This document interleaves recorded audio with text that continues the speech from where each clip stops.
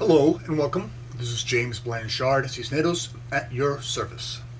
Today I will be reading the May 8th Facebook post and making a few comments on it, and I trust it will assist both of us on our journeys. Here we go. Judge yourself no longer for being human. I'm not judging myself for misreading that. Today, let us practice being grateful for what we once had been programmed to curse. We have been taught to judge ourselves for judging others, to think of ourselves as not good enough when things don't seem to be going, quote unquote, our way. We have been taught that we are not spiritual or kind enough, and thus not worthy of God's or other people's love. In so many ways, the world puts us down, and we put each other down. But today, for just one day, let us practice not judging others or ourselves for being human. For many times, the best way we learn that we no longer want to live in a judgmental, unloving manner is by experiencing it long enough or enough times that we finally get that this is not how we want to live our lives. And so in the end, weren't all those experiences that we judge ourselves and others for as not good enough or worthy enough, just stepping stones on our way to, quote unquote, getting it? Today, let us look upon these stepping stones with gratitude as the gifts that they truly are, each one helping us get closer to where we truly desire to be, the state of peace, acceptance, love, and self-love.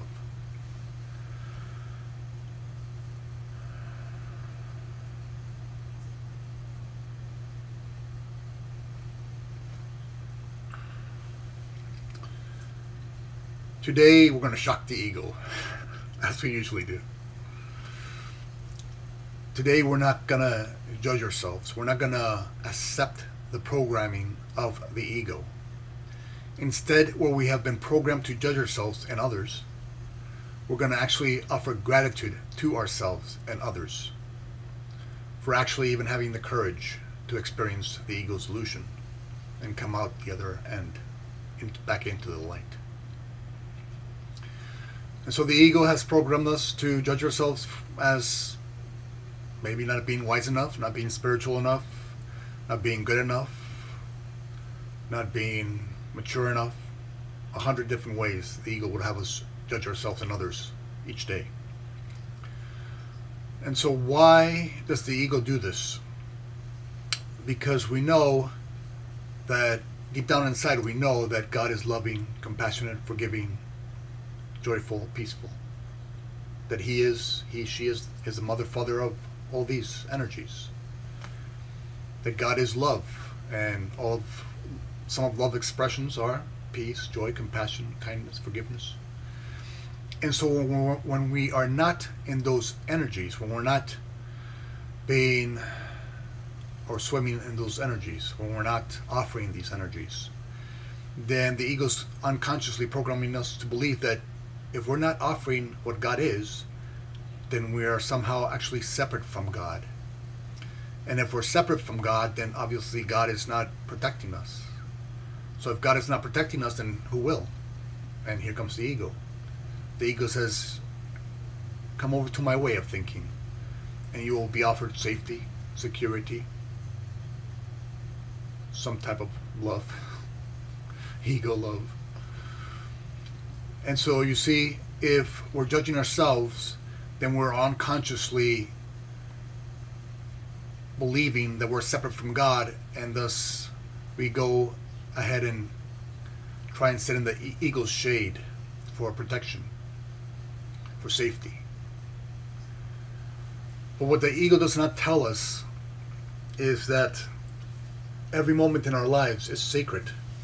Every moment in our lives has been co-created with God.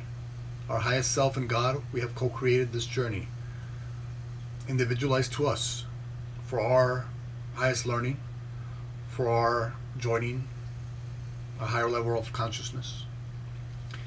And that perfect journey is not exactly the way the ego would want it to look like or be.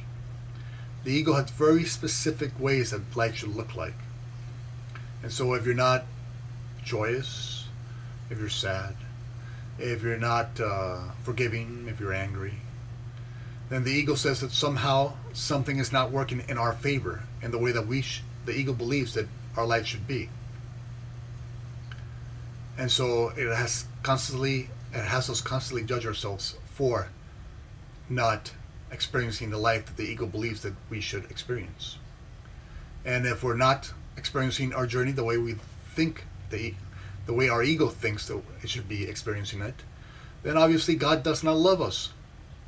For if she did, then our life would be perfect, according to the ego.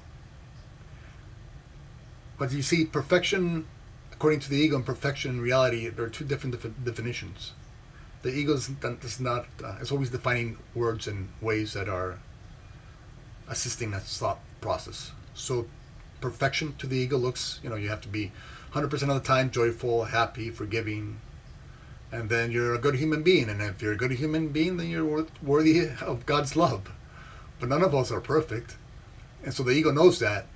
So if none of us are perfect, then obviously none of us are connected to God's source, then we must be then connected to the ego. And if we're connected to the ego's thought system, the ego's thought system gets to live, to survive, to strive,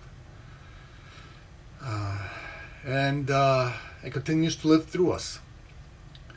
But if we switch to the actual definition of perfection in our highest self's term, our life is co-created with God's source. And so every moment of our life, unconscious of it as we may be, is perfect for our own growth and development. And so sadness, becoming angry, resentful, they're all parts of our journey. For many times we have to play in the ego's fairy tale long enough to see that it's not the life we want. And so the ego would have you judge yourself for becoming angry. But in reality, you become angry over and over again. So you learn that you don't need that anger. That you can react to that individual or situation in a more loving and productive way. And so you see, it was only because we reacted with anger over and over again that we finally realized that it's getting us nowhere we truly desired to be. And so each step on that journey, each anger that we experience, was actually a stepping stone, a gift that we were gifting ourselves to get to the other side of the river. So just imagine you have 5 or 6 stepping stones that you have to step on to cross to the other side of the river. And you have enough reach for each one of them. And so each one of them is helping you get to the other side of the river. And so when you look back at them, you don't judge them. You don't become angry at them. You see them with gratitude. And so imagine each time we experience anger, each stepping stone, we experience anger, okay. Then we experience anger again, maybe a little less. Then experience anger again, maybe even more, a little less. Even more, a little less, whatever that means. I'm not judging myself today. But we start to realize that, hey, maybe we can deal with the situation in another way, in a more loving way, in a more compassionate way, in a more forgiving way. And when we start to do that, we start to realize, hey, this kind of feels right. I like this. I like this more than what I liked before. But it was only because I used what was before that I like now what I have. And so you see, the ego would have us judge our past and other people for that experience. But in reality, in the perfection of our journey, each of those experiences and individuals helped us reach this level of peace and joy and compassion and forgiveness. So God's source, our highest self, through the perfect individualized sacred journey that we have created for us, looks back on all these situations, individuals, with gratitude, with love, with compassion.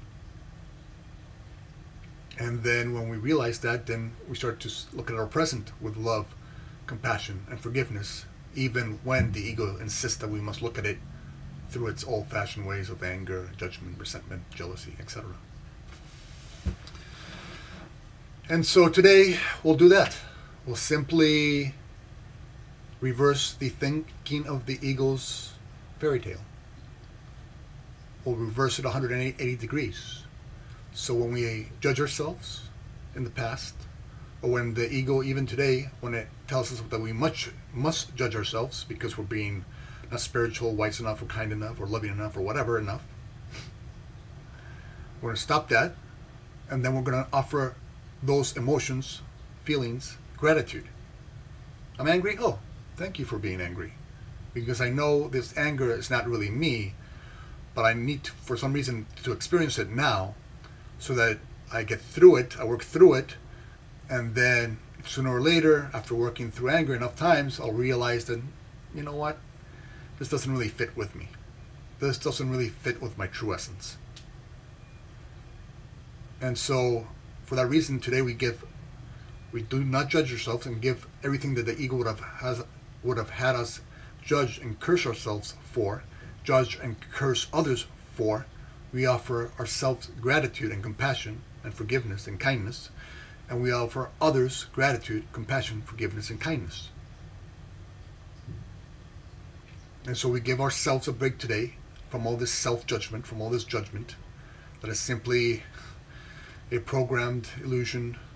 It's the ego's way to keep on trying to survive. And instead we give ourselves a break. We take a deep breath. We thank every stepping stone on the way. We thank every stepping stone we're having now. We thank every thought we're having now. Even if the ego judges it. Thank you. Even though the ego would judge it as being angry, resentful thought, what have you. And actually, that's one of the reasons I have a little time.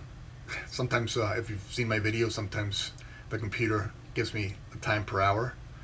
What I do is, every time the computer speaks, every hour, and gives me the time, I check on my thoughts, on where my thoughts are. In my thoughts, if I'm in a kind and generous place, I say thank you to the computer. If, let's say, I'm not in such a kind and generous place, I tell the computer, to please be quiet. In other words, and maybe some other things. But see, I check my mind, where my mind is at. Okay, my mind is there. Okay, you know what? I don't want to be telling the computer to be quiet or shut up or what have you. I want to live in peace with my computer. So I check that. Okay, interesting, I'm using that. I don't want to use it anymore because that's not really me.